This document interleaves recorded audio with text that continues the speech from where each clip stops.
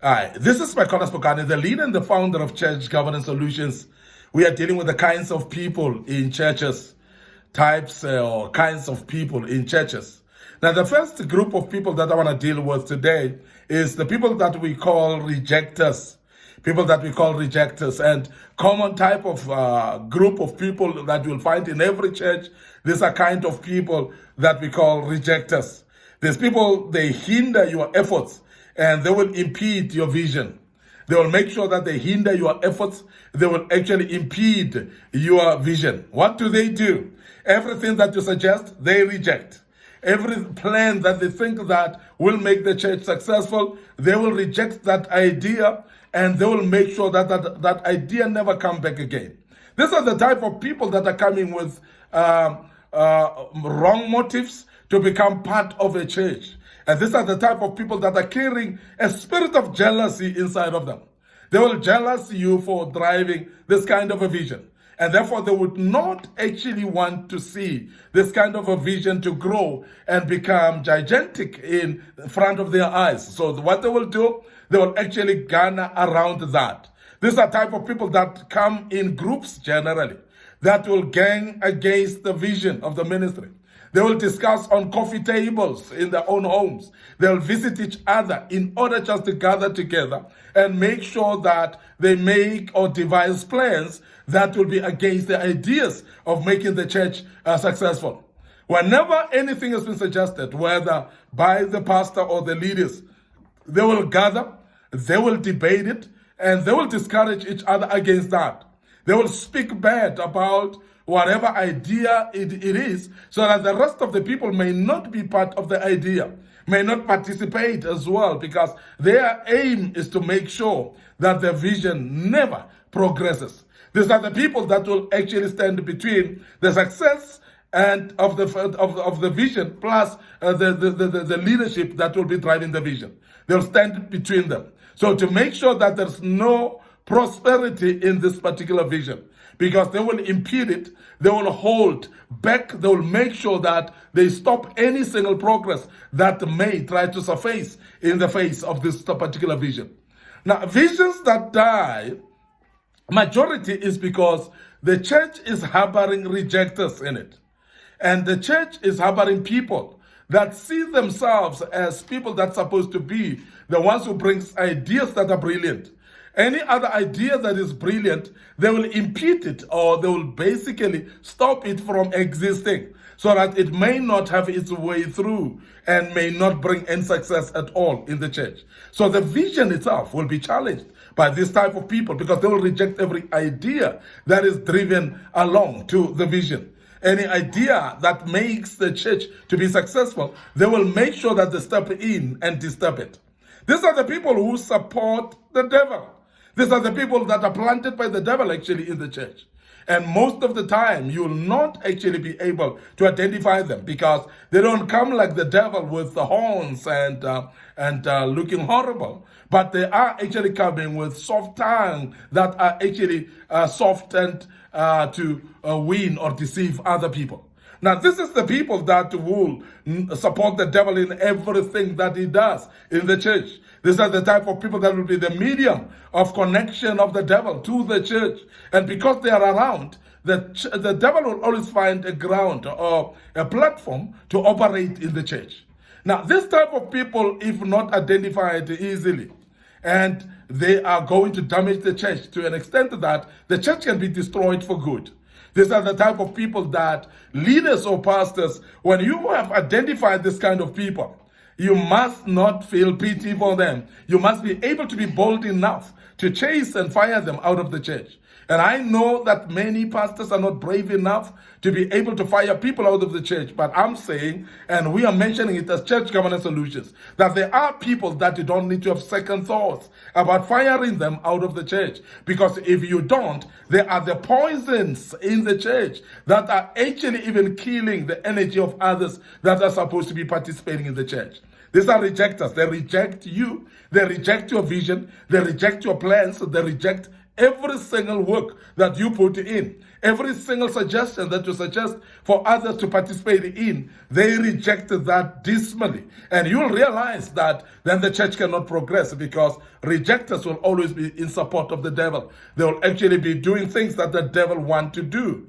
They will render the church impotent completely, in the sense that the church will not move an inch, because this type of people will reject every suggestion that's supposed to be put on, so that the church cannot progress at all.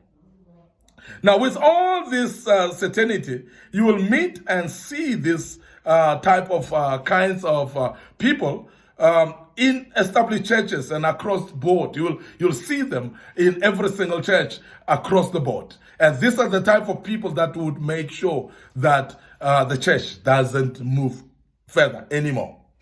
Now, I want us to look at this. In ministry, you will furthermore come across what we call critics. What we call critics. Critics are a kind of people as well. And these are people that you'll find in the churches as well. And I know that many times we take these people as very creative, people that think deep, people that are philosophers, that are able to take the church forward. But I want to tell you now that when people become critics of almost everything, you must know that they are up for something that is not good. And that is why people like that are critics of everything, these are the people that are not going to run the church or to move the church any further. And that is why people that are critics must actually be scrutinized, and make sure that if they keep on criticizing everything, you rebuke them and make sure that you keep them quiet in a way that they don't just criticize everything, and you don't allow them just to criticize everything. They are constantly complaining about you. They would complain about your way of doing things. They'll complain about your ideas that you bring. They will complain about your method of running the church, even the preaching's way of preaching. They'll complain about everything. They'll complain about the systems that you put in the church. They'll complain about the type of departments that you set up. They'll complain about the type of leadership that you have. And they'll criticize you actually right and center. And they'll make sure that you don't actually do anything without criticism.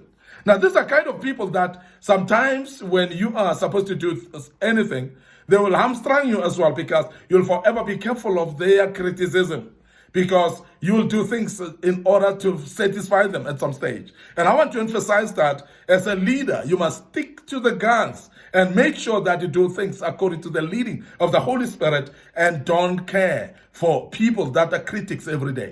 Now, the people that are critics, they will forever be criticizing the work that you're supposed to be doing, or the work that is supposed to be done in the church. And therefore, they will criticize you in every single thing that you do. Now, these are the type of people, they see nothing good in whatever you do as a leader, and they see nothing good that your leadership team is doing. They see nothing good that has been done by the church members themselves. So they will criticize almost everything. And there's nothing that they find good in the church. Whatever you do or whatever anybody is doing in the church, they will criticize. They speak derogatively, generally, about you. They will speak demeaning you, undermining you. They'll speak to other people, actually for people to look down upon you. They will do all these sorts of things, because these are the type of people that are there not for good of the church, but to destroy the church itself. And I want, before I close, to speak about people that we call wet blankets. There are people that we call wet blankets, and these are people that are forever pessimistic. These are the people that are pessimistic about you, pessimistic about your ministry, pessimistic about your vision and plans. Very pessimistic, because they see nothing successful in you. They see no future of your ministry. They see no future of your plans, of your vision. These are people that we call wet blankets. They are very, very pessimistic about you. People who are full of themselves many times, And they look down on others as well. When they are in the midst of others, they will undermine others. They will look down upon you as well as a leader. They will look down upon your leadership as well. And these are type of people that will come with chest up and shoulders up as well, and feeling like they are the best thing in the world. These are the type of people that will come there as if they know everything in the church. But they will undermine others, and whatever anybody says and whatever you say as well, they'll always have something to correct you about. And these are the type of people that we call word blankets. They're basically trying to quench the fire in the church. They're trying to quench any idea that is progressive. These are people, this type of people, the anti-revolutionary. These are the type of people that don't allow progress at all in the church. And I must warn you that if you're having people that are word blankets in the church, they are going to destroy the church sooner or later. They're very, very dangerous, this type of people, because they look down upon other people. They will actually kill the confidence of others, because many other people, when they see that there are people that undermine them, they will actually stop doing what they're supposed to do, because their confidence will be low at any given time. And these are type of people that are very vocal, because what they do is they don't just quench the fire from other people. They don't just quench the energy from other people, but they speak against things that people are doing. They speak actually against progress that people are doing. And therefore, because of that, that will discourage the people that are energetic enough, that want to do the work of the ministry. Wet blankets, not necessarily in the church, but these are the people that you need to be careful of in the church. They are there in every church, but be careful of those and don't entertain them by any means. So I want to end up here today. Your host, Micornus Phokane. Thank you very much for listening to us once more and being part of this great topic. And I hope you've learned out of this. And of course, you're going to be part of part 4 tomorrow, as we deal with part 4 tomorrow. But remember, before you check out that we're having Facebook page, Micornus Phokane, Facebook page, Church Governance Solutions.